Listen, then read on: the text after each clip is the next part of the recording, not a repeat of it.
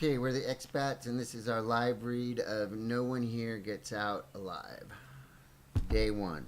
For us, day one. All right.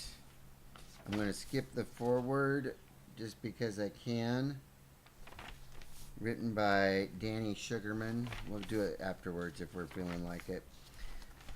Part one. The bow is drawn. Chapter one. It's 26 pages long. Okay, once when the snow was packed high in the mountains outside Albuquerque, near Sandia Peak, Steve and Clara Morrison took their children tobogganing. Steve was stationed at nearby Kirtland Air Base, where he was the executive officer and number 2 man at what was called the Naval Air Special Weapons Facility. That meant atomic energy.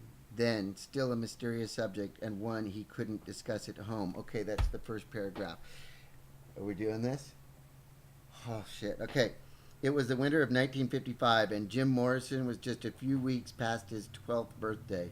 In less than a month, his sister Ann, who was turning into a chubby sort of tomboy, would be 9. His brother Andy, somewhat huskier than Jim, was half his age. The picture was winter simplicity. In the background, the snowy Sangre de Cristo mountains of New Mexico. In the foreground, rosy cheeks, dark wavy hair, almost hidden by warm-fitting hats, healthy children in heavy coats, clambering onto a wooden toboggan. No snow was falling. There were only the dry, stinging flurries blown by gusts of mountain wind. At the edge of the slope, Jim placed Andy in the front of the sled. Ann got behind Andy, and Jim squeezed in at the rear. Using their mittened hands, they propelled themselves forward and slid away with a whoosh and a whoop. Faster and faster they went. In the distance, approaching rapidly, was a cabin. The toboggan rushed downhill like a spaceship, tearing the chill of outer space. Andy panicked. "Bail out," he cried. "Bail out, bail out." Andy's galoshes were stuck under the front of the toboggan where it curled up and back. He tried to push backward to free himself, but Ann, who was behind him, couldn't move. Jim was pushing forward from the rear, holding them, helpless. The cabin approached rapidly. "Bail out, bail out." The toboggan was less than 20 yards from the side of the cabin on a certain horrifying collision course. Ann stared dead ahead, the features on her face numbed by terror. Andy was whimpering. The toboggan swept under a hitching rail, and 5 feet from the cabin was stopped by the children's father. As the children tumbled out of the sled, Ann babbled hysterically about how Jim had pushed them forward and wouldn't let them escape. Andy continued to cry. Steve and Clara Morrison tried to reassure their younger children. Jim stood nearby looking pleased. "We were just having a good time," he said.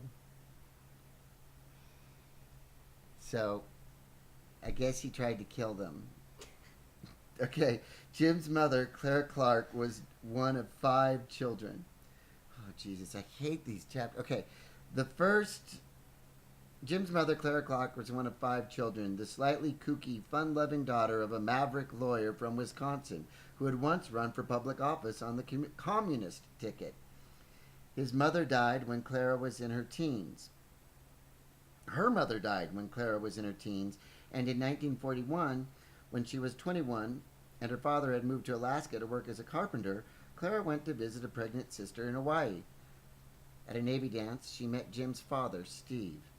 Steve had grown up in a small Central Florida town, one of 3 children, the only son of a conservative laundry owner. As a child, he was given thyroid shots to stimulate his growth, and in high school, he was called by his cousin and best friend a campus cowboy, something of a goody-goody, an energetic Methodist, but popular with the girls. Steve graduated from the U.S. Naval Academy 4 months early in February 1941, after the course of instruction was accelerated to produce a new class of officers for the coming World War. Steve and Clara, he's part of the greatest generation. The following year, right? Is that what they were? I don't know. Yeah. Okay. The following year, People born before World War II. or I World think War it's the people One. that fought in World War II were the greatest. Yeah. Huh. Jim's father left him at age 6 months to go back to the Pacific to fly Hellcats from an aircraft carrier. For the next 3 years, Clara and her infant son lived with Steve's parents in Clearwater. The house, right on the Gulf of Mexico, was run in a carefully prescribed fashion, and its residents were governed by Victorian cliches. Children should be seen and not heard. Ignore something unpleasant and it will go away. Cleanliness is next to godliness. Jim's paternal grandparents were raised in Georgia. Neither one drank or smoked. Clara's behavior during her father's absence was impeccable, but between the stuffiness of her in laws and the boredom of Clearwater, she was overjoyed to see Steve return from the Pacific nearly a year after the war ended in the humid midsummer of 1946. You know, I'm sorry I'm not reading this very well. Just give me a couple more pages and I'll get all warmed up. It's a little clunky, but I'm not going to start over. The mobility and separation that characterized the mobility and separation that characterized the Morrison family during the war continued throughout Jim's childhood. That's an interesting way to put it. The mobility and separation. So they moved around a lot. And his father's first post-war assignment was in Washington, D.C., but he remained there only 6 months before being sent, for the first of 2 times, to Albuquerque, where for a year he was an instructor in one of the military's atomic weapons program. By now, Jim, who was 4, had a sister. It was outside Albuquerque while traveling with his parents on the highway from Santa Fe that Jim tried to kill everyone in the car. No, it's not. That Jim experienced what he would later dramatically describe as the most important moment of my life. Oh, wow. They came upon an overturned truck and saw injured and dying Pueblo Indians lying where they had been thrown on the asphalt. Oh, that's heavy. So they came upon an overturned truck when he's 4, it says, and saw injured and dying Pueblo Indians lying where they had been thrown on the asphalt. Jim began to cry. Steve stopped the car to see if he could help and dispatched another onlooker to a telephone to call for an ambulance. Jimmy, as his parents called him until he was 7, stared through the car window at the chaotic scene, still crying. Steve turned to the car and they left, but Jimmy wasn't calmed. He became more and more upset, sobbing hysterically. I want to help. I want to help. While Clara held him in her arms, Steve consoled the boy. It's all right, Jimmy. It is. They're dying. They're dying. Finally, his father said, It was a dream, Jimmy. It didn't really happen. It was a dream. Jim continued to sob. Years later, Jim told his friends that as his father's car pulled away from the intersection, an Indian died and his soul passed into Jim's body. Dude, that shit could happen. He's 4 years old, goes by the car wreck, the Indian dies and goes into his body. That explains a lot. Because one time when I was 4, my family hit a raccoon. And the raccoon. That And the makes a lot of raccoon's sense. soul passed on to me. That you're a raccoon? No, but it was we did come across a car wreck. No, okay. In February 1948, Steve was sent to sea, a special weapons officer. But this too was just a dream. It's only a dream. It didn't really happen, Jim. It was here that Jim started public school and here that his brother Andy was born. At age 7, Jim was uprooted again when Steve's career took him once more to Washington. A year later, in 1952, Steve was sent to Korea to coordinate carrier-based air attacks, and the rest of the Morrisons returned to California, settling this time in Claremont, near Los Angeles. Some say that the negative aspects of rootlessness have been greatly overstated. That what a child whose family moves frequently loses in traditional roots, he makes up for in a variety of experiences. No matter how valid these and other arguments, the special problems remain. First, a military family knows it will not remain anywhere permanently, and it seldom has much choice about where or when it will make its next move. A Navy family knows that even in peacetime there will be long periods when the father is aboard ship, and unlike land-based military people, he cannot take his dependents along. The family members learn to travel light, usually acquiring only essential items such as furniture, acid, silver, china, and linen. Jim and his brother and sisters had toys and books, but not in abundance. Many families are not so eager to make new friends. Knowing the relationship can only last a year or two, others try extra hard to make friends and either exhaust themselves emotionally or push so hard that they offend the established order. Of course, the familiarity of military bases and the camaraderie they breed help to offset the strangeness of a new community. An officer's family is always welcome at the officer's country club, for example, where it may mix with others in this highly mobile society. This is especially true in the Navy, whose officers constitute a fairly small and intimate group. Good to know, man. Over the years, many of Steve and Claire's closest friends were other Navy officers and their wives whose paths they crossed and recrossed. Children, on the other hand, generally find their friends at school, and Navy children must find new ones more frequently.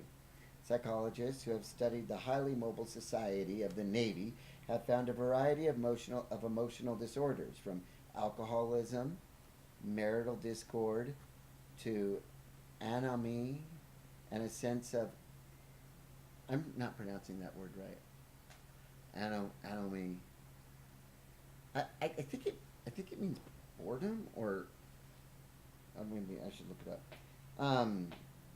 And a, or like ennui. I don't know. I don't see the Okay. word. And a sense of unconnectedness. Probably the most significant factor is the periodic absence of the father.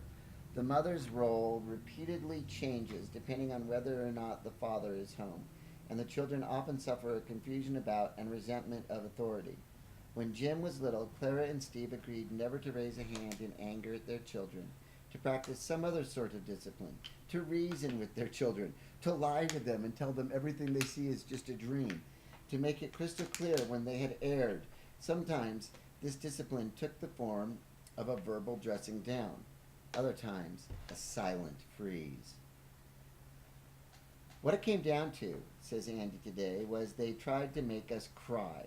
They'd tell us we were wrong, they'd tell us why we were wrong, and they'd tell us why it was wrong to be wrong. I always held out as long as I could, but they could really put it to you. Jim eventually learned not to cry, but I never did. It's interesting. So when Jim, at the beginning, when Jim did the toboggan thing, by the time Steve reached Korea in early 1953, Jim was handsome, if slightly chubby. A slightly chubby boy whose intelligence, natural charm, and good manners made him a favorite of teachers and president of his 5th grade class. But he could startle his elders with braggadocio and shocking language. He rode his bicycle no hands fashioned and got kicked out of the Cub Scouts for sassing the den mother. Same. He persecuted his brother. Jim shared a room with Andy in the Claremont house, and if there was one thing he hated, it was the sound of heavy breathing, especially when he was reading or watching television or trying to sleep. Now, Andy suffered from chronic tonsillitis, which made it difficult for him to breathe at night. Sometimes Andy would come awake gasping. Poor Jim. Well, dude, he's an artist. I mean, he doesn't know it yet, but he's an important figure. And having somebody like, while he's trying to form, these are his formative years, would Stop. be irritating. I understand that. You're the worst. So is Jim Morrison. Sometimes Andy would come awake gasping, desperately trying to catch his breath, to discover his mouth sealed shut with cellophane tape. Good for Jim! Oh my god. In the next bed, Jim would be feigning sleep or shaking silently with laughter. After the Morrisons returned to Albuquerque, Clara took a part-time secretarial job. Jim was enrolled in Albuquerque's public school system for his 7th and 8th grade years. 1955 to 1957. It is a family member's observation that this was when the three children grew close to a defensive action to moving around so much. But it was also in New Mexico that his parents noticed Jim's withdrawal. It was here that he lost interest in his music lessons, refused to participate in family functions, began his voracious reading, and experienced that dangerous toboggan ride. In September 1957, after 2 years in the crisp mountain air of New Mexico, the Morrisons moved again, this time to Alameda in Northern California.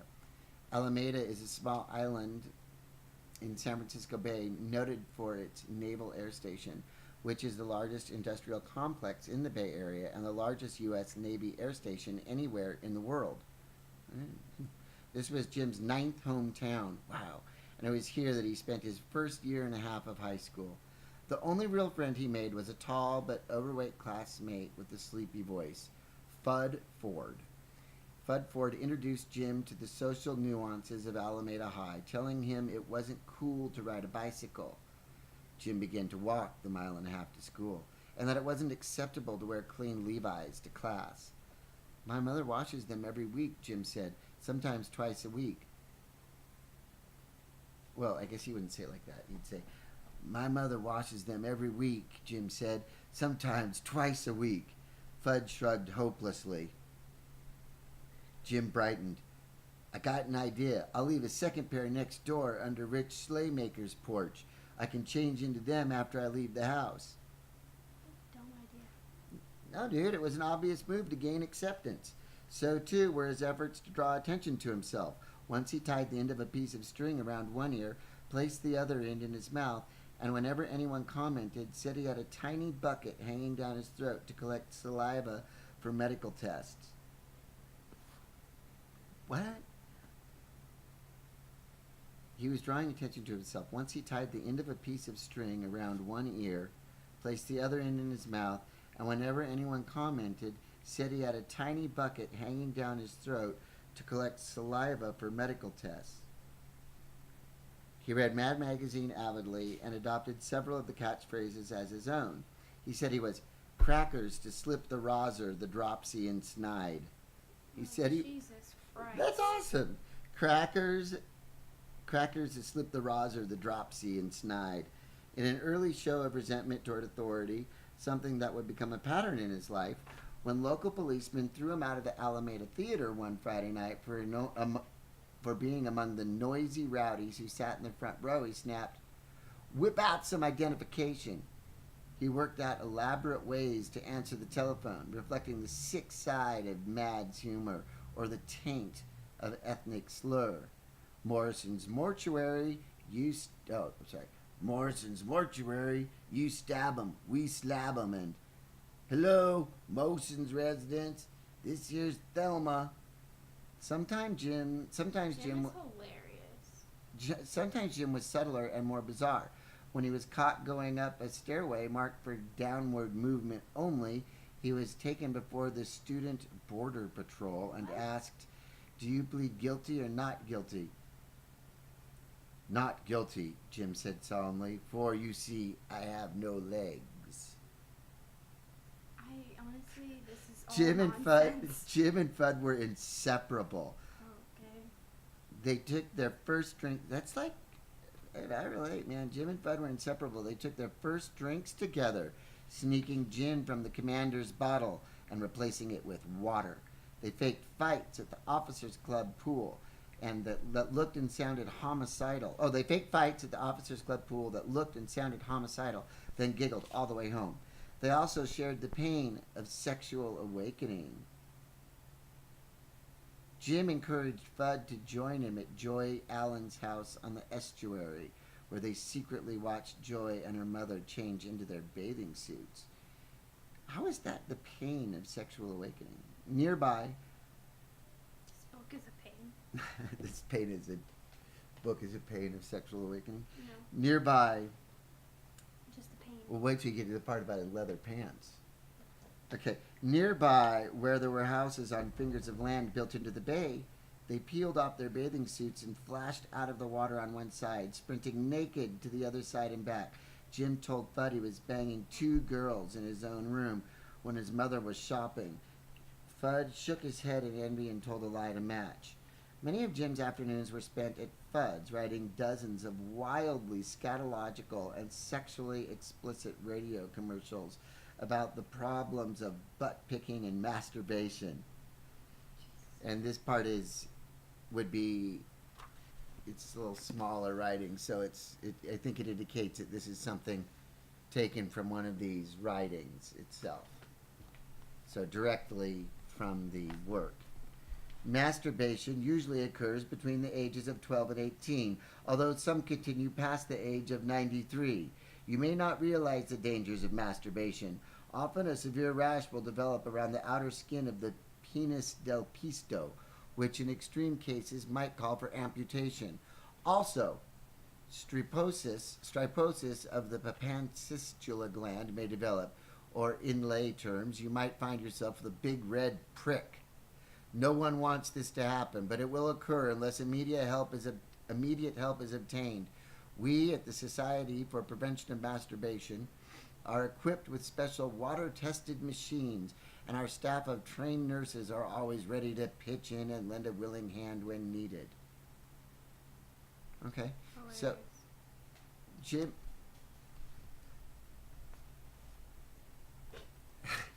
Honestly, you know, okay, Jim, Jim created an elaborate pencil drawing of a man's contorting and vomiting.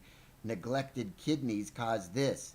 Another showed a man with a Coca-Cola bottle for a penis, a mean-looking can opener for testicles, and one hand out dripping with slime, more of the slime hanging from his anus.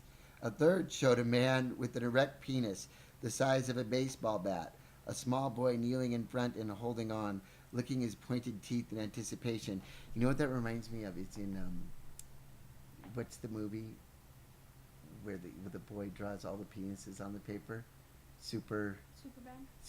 That was so great. Jim made hundreds of these drawings. When his mood was lighter, he and Fudd cut out cartoon characters from the Sunday Funnies and rearranged them on strips of paper, giving them new dialogue or captions. Again, the themes were sexual or scatological, but they were imbued with sophistication and subtle humor, unusual for someone just 14. Okay. Jim sat in the room in the evening alone. He closed the book that held him captive for 4 hours, releasing a deep breath. The next morning, he began to read the book again. This time, okay, guys, okay, so we've switched. And now, there's this little space here. And it shows that we're not talking about his masturbation cartoons. Now, Jim is alone. He sits in his room in the evening alone. He closed the book that held him captive for hours, releasing a deep breath. The next morning, he began to read the book again. This time, he copied a paragraph he liked into a spiral notebook that he started to carry around with him. The book was Jack Kerouac's On the Road. Published the same month the Morrisons arrived in Alameda, September 1957. Jim discovered the book that winter. About the same time, a newspaper columnist in San Francisco gave the world a new pejorative, beatnik. World headquarters for the beatniks was North Beach, a San Francisco neighborhood that was only 45 minutes by bus from Alameda. On Saturdays, Jim and Fudd walked up and down Broadway tirelessly, stopping to browse in the City Lights bookshop, where a sign in the window read, Banned Books. Once Jim saw one of the owners of the shop, the poet Lawrence Ferlinghetti.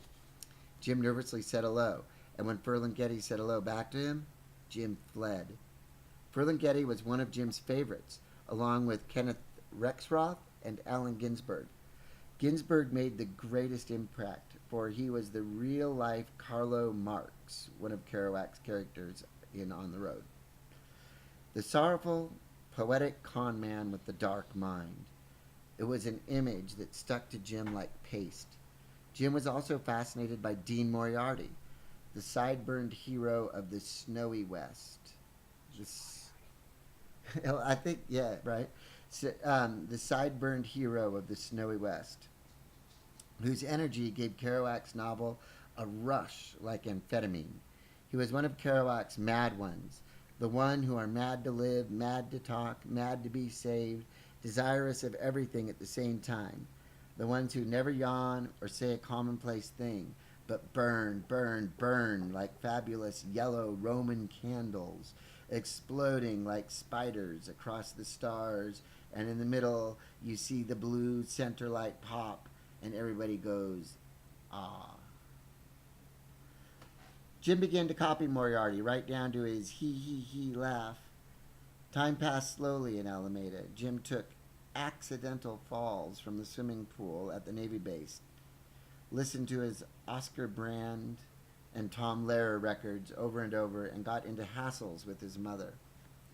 Clara was a screamer, and when she didn't get her way, she threatened to hold back allowances. I don't know what it was. It says here that Clara was a screamer, and that's in parentheses. And when she didn't get her way, she threatened to hold back allowances. Jim laughed at her, and once, when she came at him in anger, he grabbed her and started wrestling her to the floor, pulling out a ballpoint pen and scribbling on her arm. You don't fight fair, she hollered. You don't fight fair. Jim was laughing. He. You know, honestly, I would think Jim Morrison would be just a horrible son. You know, I mean, but it's really not him. You know, because remember, his soul has been sort of hijacked. He's got two souls. All right, anyway, Jim came to Alexandria, Virginia from California in December 1958, ahead of the rest of his family, to stay with the Navy friends of his parents who had a son his age, Jeff Morehouse. Was the slight... What's that? Jeff Morehouse is just like a different way to say Jim Morrison. Sounds like. You know, it's funny because the other one is that in that song Mojo Rising, right? Yeah, Jeff Morehouse. This is kind of a weird sentence too. Jeff Morehouse was the slight, bespectacled class brain, and he introduced Jim to, and that's again in parentheses, brain, and he introduced Jim to Tandy Martin. Tandy lived only 100 yards from the spacious home the Morrisons leased in January, where Steve returned to the Pentagon. So Jim was sort of a rich kid, on top of all this other snotty behavior. The brick and stone house was in a hilly, wooded section called Beverly Hills, an upper-middle-class neighborhood whose population included diplomats, high-ranking military officers, cabinet members, doctors, lawyers, and senators. There was a thick floral carpet in a living room filled with functional antiques. One of Claire's brothers was an antique dealer. Overstuffed chairs and a big television set. Bicycles leaned against the outside porch. Jim and Tandy had lockers near each other at school, and usually they walked to and from George Washington High School together. Jim liked to shock Tandy. I think I'm going to go over there and piss on that fire plug, he announced one day, reaching dramatically for the zipper of his chino pants. No, cried Tandy, horrified. In a more laborious plot, Jim invited Tandy to watch him play tennis with a cousin who was deaf. For nearly an hour, Jim talked to his cousin with his hands, translating for Tandy, who stood sympathetically nearby. Suddenly, the conversation flared into an argument. Jim's fingers and those of his cousin flew like knitting needles, and finally the cousin stalked off. Jim shrugged and told Tandy he'd walk her home. Oh, it's a her. Did you know Tandy's a girl's name? The only Tandy I know is from Last Man on I know. Earth. It's weird. Or they're talking about the cousin saying it's a her. No. Jim shrugged and Tandy... Oh. No, it's not. Tandy told Jim he was cruel, and she burst into tears. Oh, Jim, how could you? Oh, for Christ's sake, said Jim to that. He's not really deaf. Tandy stopped crying and started screaming with rage. She was Jim's only girlfriend for 2.5 years in Alexandria, and she suffered most. Jim tested her constantly. One Saturday, they went by bus to the Concoran Art Gallery in nearby Washington. As they rumbled across the Potomac, Jim dropped to his knees on the floor, grabbing for Tandy's feet. Jim! Tandy said in a mortified hush. What in the world are you doing? Stop it now, stop it. Swiftly, typo, missing the T, page 14. Swiftly, Jim removed one of her saddle shoes and Swiftly. began. Yeah, but there should be a T. I know, I'm saying swiftly. And began tugging on a white sock. Jim, please. Tandy folded her hands in the lap of her pleated skirt, gripping under her knuckles were white. A deep blush colored her cheeks and ran back around her neck and under her ponytail. All I want to do is kiss your precious feet, Jim said in that dumb, syrupy voice he put on to annoy her. It was a voice purposely developed so no one would know whether or not he was kidding. Really? Okay, purposefully developed. He developed this noise, this sound, so no one would know if he's kidding. Jim Morrison's worse. Jim raised the naked foot in his hands, gave it a peck, then started his snuffling hee-hee laugh. The bus hissed to a stop, a short walk from the gallery, half an hour before it opened, so Jim and Tandy went to a nearby park. They came to a large statue of a nude woman, bending from the waist. Jim whispered in Tandy's ear, Bet your chicken to kiss that statue's ass. Jim, go on, I bet your chicken. No. Are you telling me you're afraid to approach the buttocks of a simple marble edifice? He asked, showing off his vocabulary as usual. Come on now, Jim. Tandy looked nervously around her. Some tourists were taking pictures of the statue. Go on, Tandy, put your orbicular muscle to work. Kiss the gluteus maximus. His Tandy, vocabulary. I know, he's always showing it off. Tandy lost control. I will not kiss that statue's whatever you call it, no matter what you say. Her wail was followed by silence. Tandy looked around. Everyone was staring at her. Jim was seated several yards away, looking off as if he didn't know where she was, barely able to contain himself from exploding into laughter. I asked him why he played games all the time, Tandy says today. This book was written in 1980, so I asked him why he plays games all the time, Tandy says today, in 1980. He said, You'd never stay interested in me if I didn't. You'd never stay interested in me if I didn't. Tandy wasn't the only one subjected to Jim's tests. His teacher suffered too, especially a naive and conservative biology teacher well past the retirement age. Jim cheated openly in her class, and once during an exam, he leaped onto one of the lab tables, swinging his arms wildly, causing everyone to look at him. Mr. Morrison, came the teacher's angry voice. What are you doing? Oh, and his voice that he carefully created for this purpose, for just moments like this. I was just chasing a bee, Jim said, still standing on the table. The others in the classroom began to laugh. The bee has every right to be left alone, Mr. Morrison. Please return to your seat. Jim dropped to the floor and strode to his chair triumphantly. The classroom settled into silence. Then Jim leaped over the lab table and chased the bee up the aisle and out of the room. Comedy genius. When he came to class late, Jim told elaborate stories about being held up by bandits or kidnapped by gypsies. Knee slapper. And when he suddenly walked out of a classroom and the teacher rushed after him, he explained that he was to be operated on for a brain tumor that afternoon. Clara was stunned when the principal called the next day to inquire about the operation's outcome. He approached pretty girls, bowed, recited 10 or so lines from a sonnet or 18th century novel that he had memorized, bowed again, and strolled away. After school, he accompanied friends to the golf course, although he didn't play, and walked along the 2-inch railing bordering the greens. Precariously balanced 30 feet above the rushing Potomac River. In the hallways at school, he shouted at pals. Hey, motherfucker! It had 3 R's at the end, for some reason.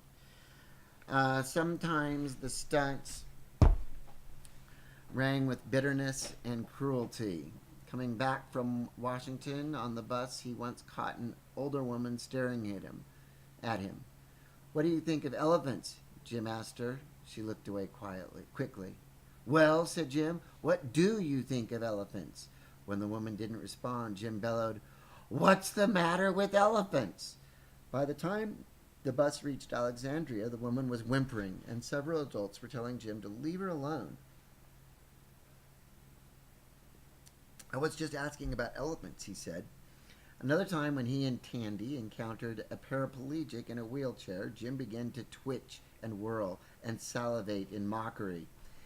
As unpleasant as Jim sometimes was, he had no difficulty attracting companions. In fact, most of those around him in Alexandria were from the GW elite, including several prominent jocks. The editor of the school magazine voted most intelligent in the class, and the student body president. They all competed for his attention, unconsciously mimicking the way he talked while adopting his favorite expression. That's a hot one, and, you got me right in the gonads. Urging him to double date with them, he always refused, trading what came to be called, even then, Jim Morrison stories. Jim's magnetism was becoming obvious, if not clearly definable. We were so goddamn straight, one of his friends and classmates recalls, that when someone actually did these nervy things we wanted to do, we felt gratified in a sense, and we gravitated towards Morrison. He was a center for us. Tandy Martin offers another view. When you're in high school and you're different, like, I wanted to join a sorority because I wanted to be in, but I knew it was bullshit, so I couldn't do it. I got bid to the top sorority, and I went home and cried all night because I knew I'd have to say no, and I was emotionally damaged. When you think that you're right and everybody else is doing something else, and you're only 15 years old, well, what happens is your heart breaks, and a scar forms. Everybody wants to belong when they're 15. Jim was asked to join AVO, the, in italics, fraternity, the fraternity, and he said no. So I didn't quite get that other view that she just offered. So she says, like, you just really want to be in. But why does that mean, why would that make Jim Morrison popular? I don't know. Throughout his years at GW, their high school, I guess, Jim maintained an 88.32 grade average. Oh, wow.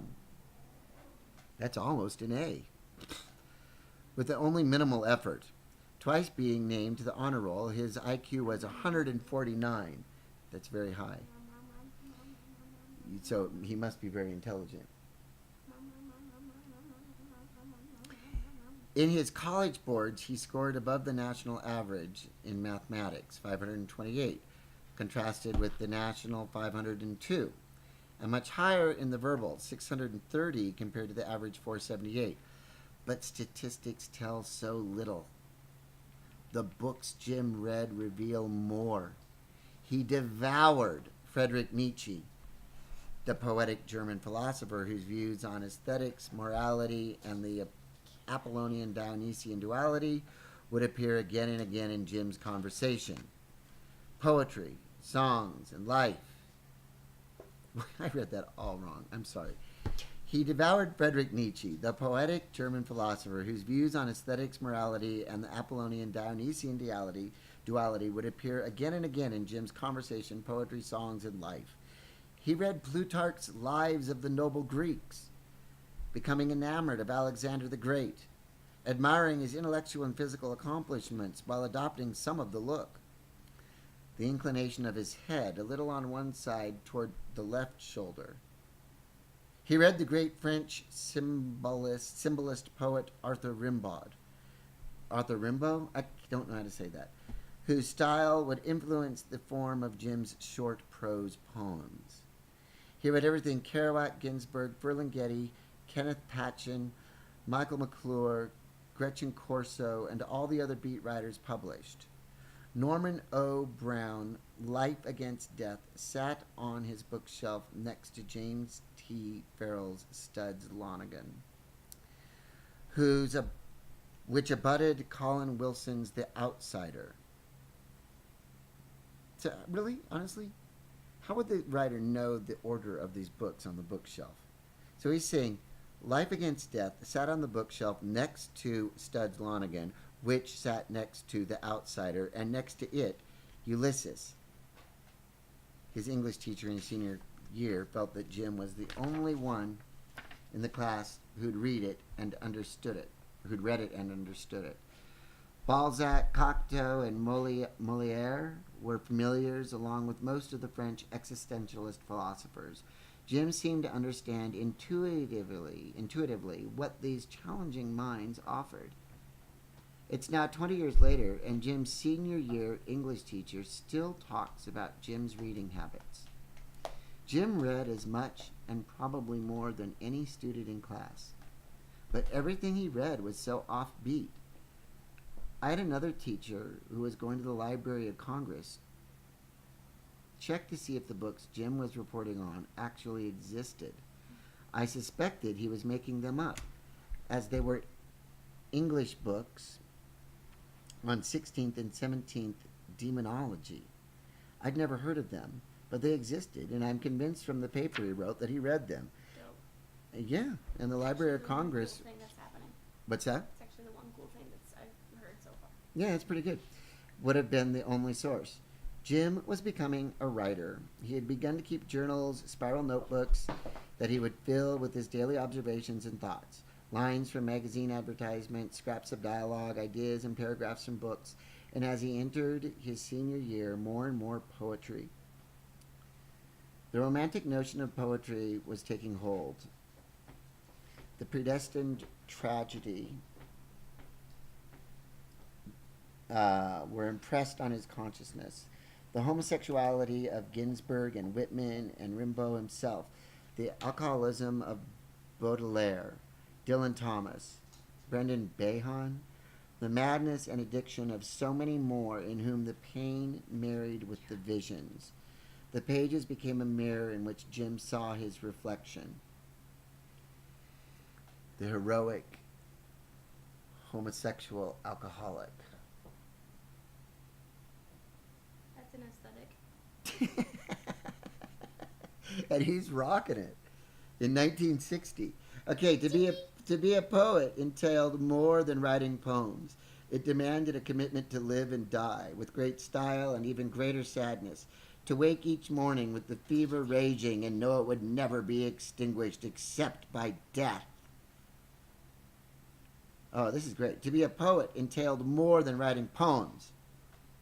It demanded a commitment to live and die with great style and even greater sadness. To wake each morning with fever raging and know it would never be extinguished except by death. Yet to be convinced that this suffering carried a unique reward. The poet is the priest of the invisible, Wallace Stevens said. Poets are the unacknowledged legislators of the world. Poets, wrote Shelley, the hierophants of an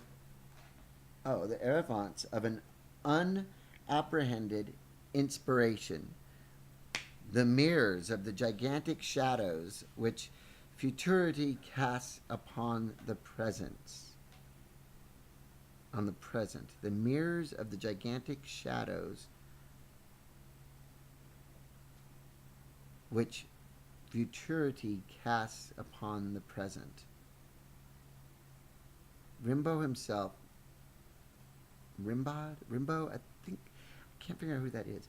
In a letter to Paul Demeny, put it best. A poet makes himself a visionary through a long, boundless, and systemized disorganization of all the senses. All forms of love, of suffering, of madness. He searches himself. He exhausts within himself all poisons and preserves their quintessences. Is there a way to turn that off? Yeah. Cool. I'm going to start that over. All forms of love, of suffering, of madness, he searches himself. He exhausts within himself all poisons and preserves their quintessences. Unspeakable torment, where he will need the greatest faith, a superhuman strength, where he becomes among all men the great invalid, the great accursed, and the supreme scientist, for he attains the unknown. So what if he is destroyed in his ecstatic flight through things unheard of, unnameable? The poet as a thief of fire.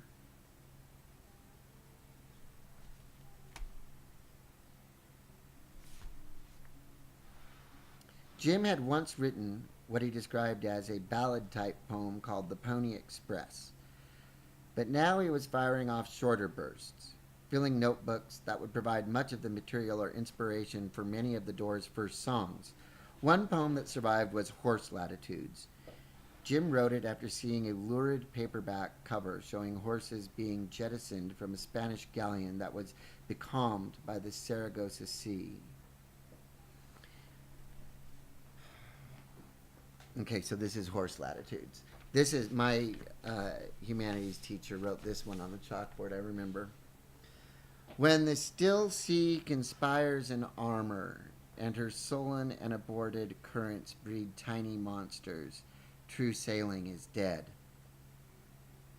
Awkward instant, and the first animal is jettisoned, legs furiously pumping, their stiff green gallop, and heads bob up.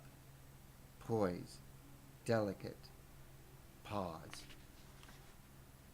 Consent, in mute nostril agony, carefully refined and sealed over. Many of Jim's poems, now and later, were about water and death. Although he was a superb swimmer, his closest friends maintained that Jim greatly feared the water. Jim was a junior when Tandy Martin transferred from GW to St. Agnes School for Girls in the same neighborhood. Jim often saw her as she walked past his house on her way home, and many times he followed her to share hours of revealing confidences. "What's your earliest memory?" Tandy asked. "I'm in a room and there are 4 or 5 grown-ups around me and they're all saying, 'Come to me, Jimmy, come to me. I'm just learning to walk,' and they're all saying, 'Come to me.'" "How do you know that isn't something your mother told you?" said Tandy. "It's far too trivial. She wouldn't tell a story like that." "Oh well, Freud says that. Perhaps Jim did think it trivial, but in the years to come he would tell of similar memories. Most of these were presented as dreams, and all of them featured a number of adults who held out their arms to Jim as a small child. Okay. Tandy and Jim talked about what scared them and what they shared and hoped to be. He said he wanted to be a writer, to experience everything. Once or twice he said he wanted to be a painter, and he gave her 2 of his small oils. One was a portrait of Tandy in the form of a sun. The second was a self-portrait showing Jim as a king. Jim's painting, like his poetry, was nearly a secret activity. His allowance was small, so he stole paints and brushes, and after his paintings were finished, they disappeared as mysteriously as the supplies had arrived. The erotic ones, of course, were hidden, destroyed, or given away. Copies of de Kooning nudes were painted over, and the drawings of giant snake-like penises and fellatio cartoons were slipped into his classmates' textbooks, where Jim knew they'd be seen by teachers. As usual, Jim noted all reactions, learning what would appall, fascinate, and madden. This is all research. "Perhaps if I slip this penis drawing into this book, I will learn more about what motivates."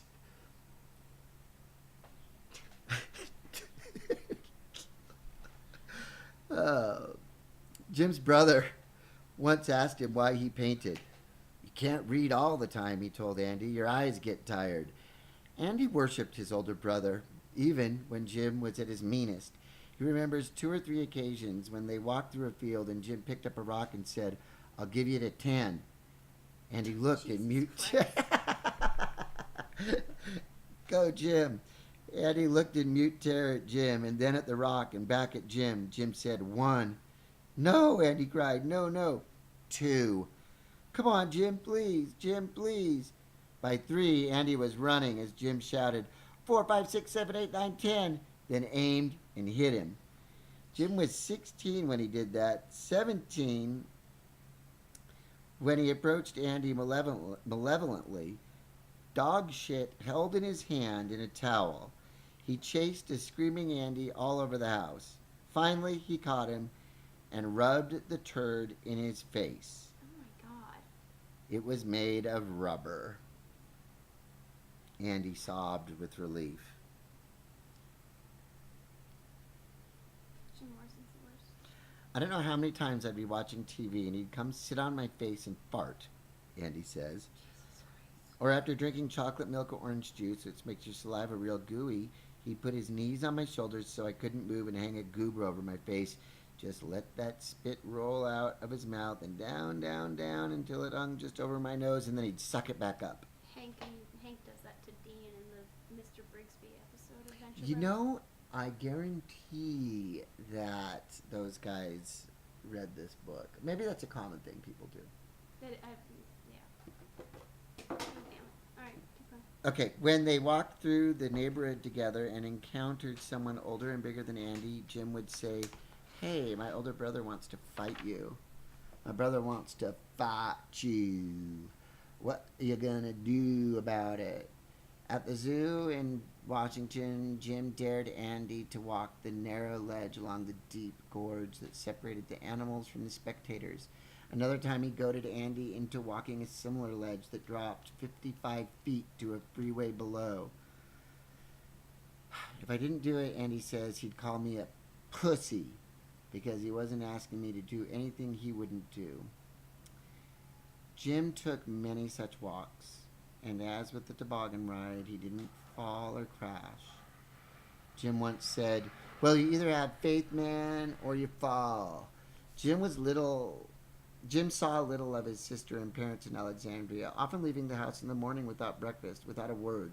His sister Anne was merely another object of his incessant teasing. His father was what he'd always been, mentally preoccupied or physically absent, visiting Cape Canaveral for the Vanguard space shots, playing golf at the Army-Navy Country Club, flying to keep his wings, and working mathematical puzzles at home rather than paying as much attention to Jim as Jim would have liked. I don't think Jim wanted his father to pay attention to him. I find that very hard to believe. By now, Jim's mother was the dominant parent. Even when Steve was home, Clara handled the family finances. She was the exemplary Navy wife, doing everything well, from polishing the silver to hosting bridge parties. She was what one relative called the life of the party, the one who'd keep going at 1 a.m., whereas Steve would have gone to bed by 9. Jim thought his mother was an overprotective nag. She got on his nerves, always harping about the length of his hair or the state of his shirt. Jim would wear the same shirt for weeks until it was in very bad condition. At one point, a teacher asked him if he needed financial assistance. Once Claire gave Jim $5 to buy a new shirt, and he bought one for 25 cents at a Salvation Army store and spent the rest on books. Nerd. Mm-hmm. Finally, she tried to get Tandy Martin's mother to ask Tandy to speak to Jim. Of course, Tandy refused. One afternoon, Tandy was with Jim in the house when they heard his parents returning. Jim suddenly carried Tandy upstairs into his parents' bedroom and threw her onto the bed, mussing the bed covers. Tandy protested. She got to her feet and made for the door, with Jim behind her. The timing was perfect. Tandy, her blouse pulled out of her skirt from the activity, and Jim tumbled. Tandy, her blouse pulled out of her skirt from the activity, and Jim tumbled downstairs just as the Morrisons entered the living room. "Hi, Mom. Hi, Dad," Jim grinned.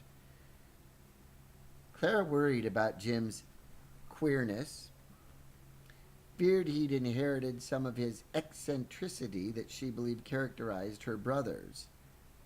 She didn't know what to make of it when Jim turned on her and said, "You don't really care about my grades. You only want me to get good grades so you can brag to your bridge club."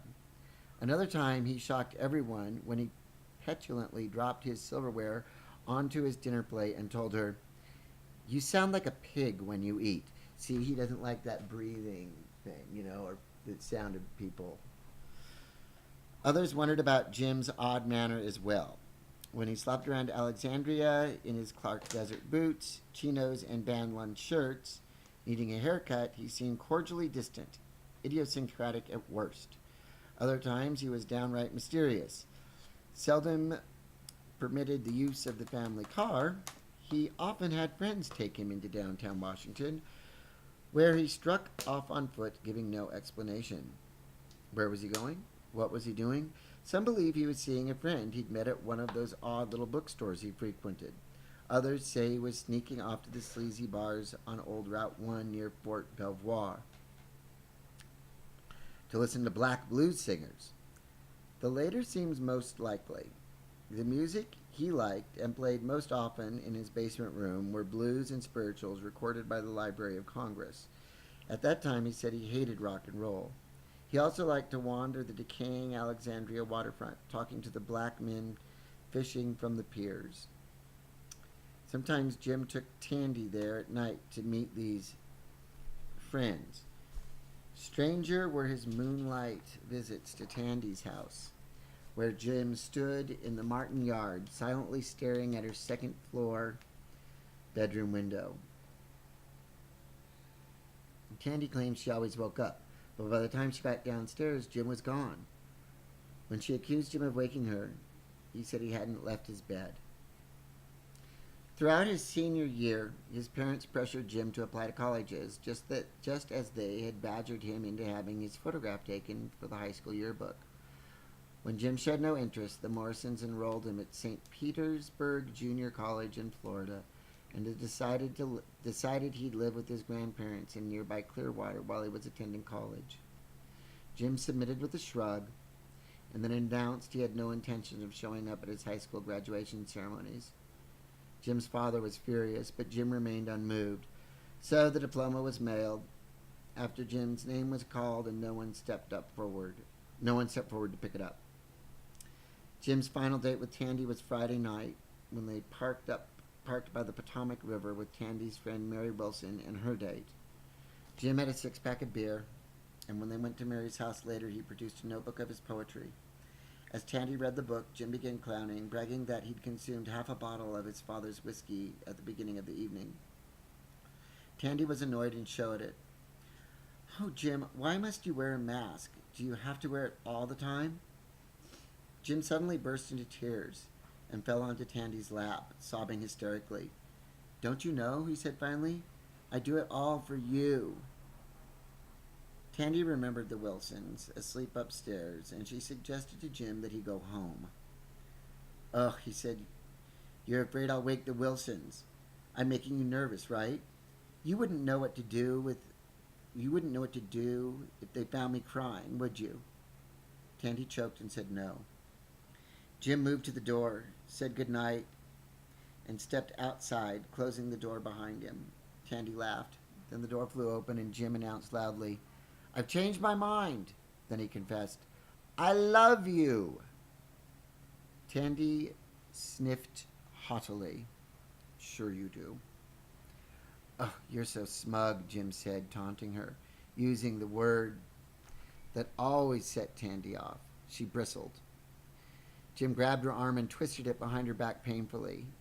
She choked back a cry and listened in horror as Jim told her he thought what he ought to do was take a sharp knife and cut her face, Jesus Christ. leaving a nasty scar, so no one else will look at you but me. Tandy never related this incident to her mother, but Mrs. Martin was not blind to Jim's changing personality, nor was Tandy herself. She had thought him innocent and happy when she'd met him in the middle of their sophomore year. Now, just 2.5 years later, he seemed bitter, cynical, obsessive, perverse, and she didn't understand the reasons for the change. His tongue was more vicious, too.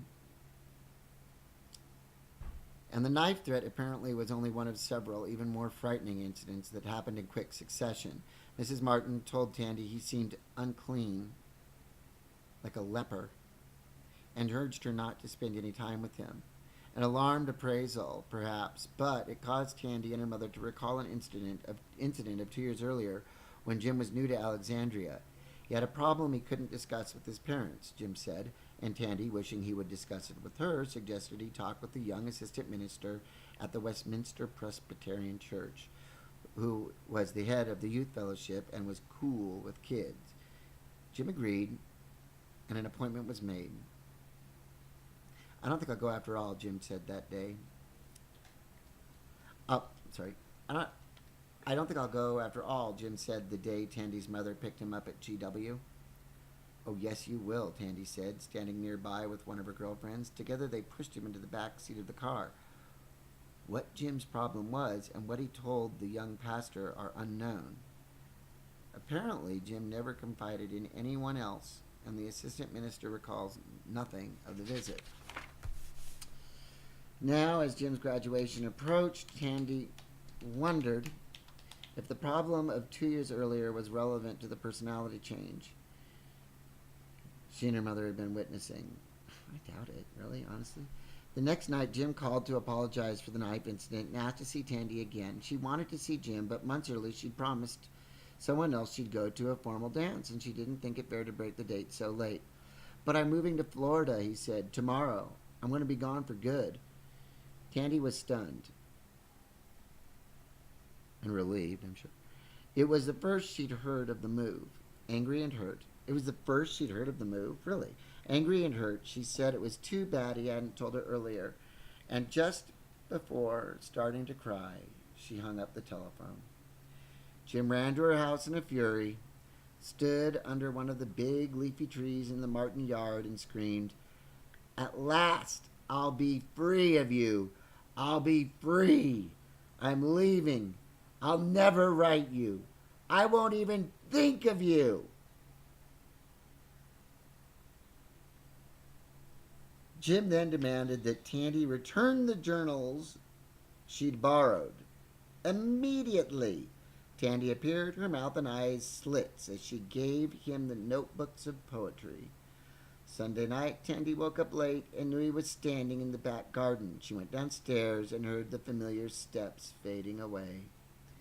She went to a window and watched the dark figure get into the Morrison car. The car moved into the night toward Florida. Okay. That was really long for 26 pages. Well, that's chapter 1. If I could do it again, I wouldn't. I would just say skip the first few pages. If you're reading this book, I don't know if the foreword, which I skipped, is good, but I would not read any of this shit about the stuff in Albuquerque is dumb. And parents, dumb. Moved around a lot. The stuff in San Francisco is sort of interesting. Seems sort of made up. Maybe An hour. apocryphal? What's apocryphal mean? I don't know, but this video is an hour. Okay. No one's gonna watch this. What do you mean? This is going to be huge. No. It's the biggest deal ever. Okay, we'll do chapter 2 tomorrow. Thanks for listening. I hope you like it. Bye-bye.